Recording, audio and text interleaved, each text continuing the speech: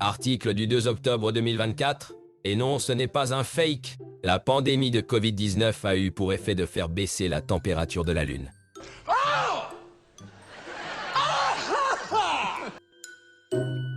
Yes, je suis content d'avoir éteint ma Wi-Fi la nuit Et notamment, on débranche son Wi-Fi. et rabaissé le chauffage le jour.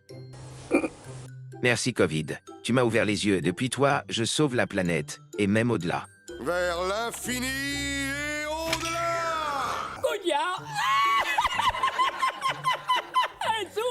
Les confinements ont refroidi la Lune, mais pas la Terre. Bande de clowns. C'est peut-être de la faute des vaches?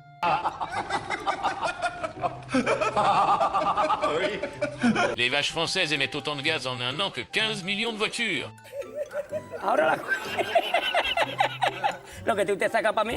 Au Danemark, pour sauver la planète bien sûr, le pays va taxer les pets de vaches.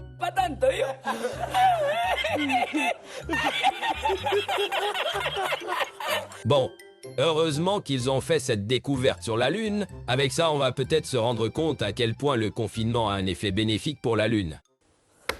La combinaison que portait Anne Hidalgo pour se baigner dans la Seine avant les JO de Paris 2024 va être exposée dans un musée en Suisse. C'est une blague. Et non,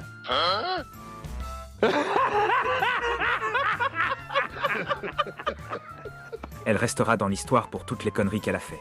C'est nickel! Pété de rire, le monde va mal. C'est le musée des horreurs.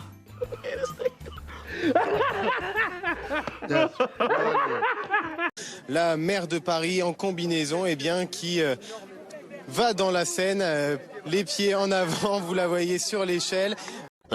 Didier Raoult interdit d'exercer la médecine pendant 2 ans pour avoir dépassé les limites de la liberté d'expression. Le professeur est sanctionné pour avoir soigné les malades avec l'hydroxy et critiqué la vaccination.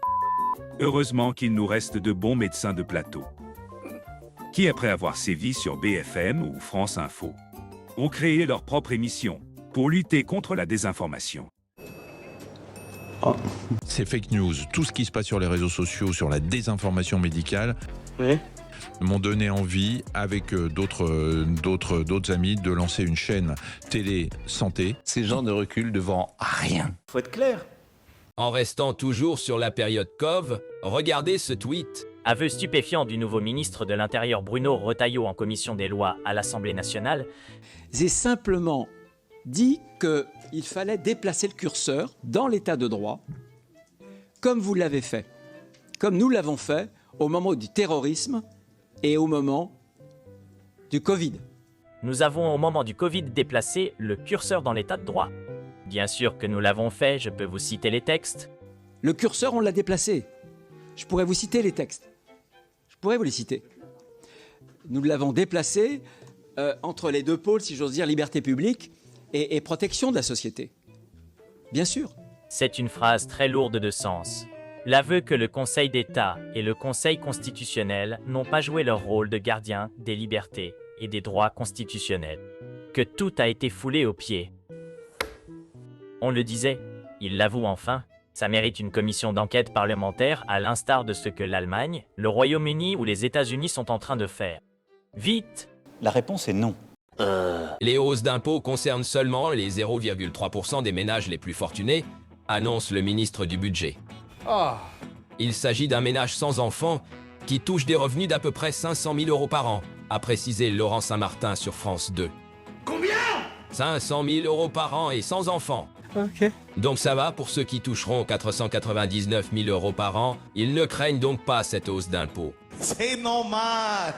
C'est normal. C'est normal. Selon ce tweet de Fabrice Divisio. La Caisse d'allocation familiale, France Travail et d'autres administrations sociales françaises utilisent des algorithmes d'intelligence artificielle pour attribuer des scores à leurs allocataires et réduire leurs droits. Quoi? Mais sinon, on n'est toujours pas dans une société de crédit social. Ah non, non. Bon, voilà les infos du jour que j'ai trouvées marquantes. D'ailleurs, dites-moi en commentaire laquelle vous a le plus marqué et ce que vous pensez de tout ça. Au fait, pour ceux qui veulent soutenir mon travail, il y a le bouton rejoindre ou le lien Tipeee pour m'aider, sachant que je travaille seul. Et si vous ne pouvez pas le faire, partagez cette vidéo si vous le pouvez. Merci et à bientôt.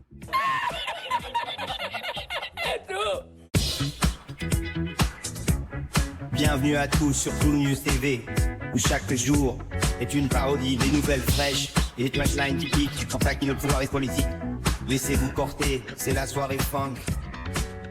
C'est dans la satire, pas de place pour la trunk, avec humour et vite.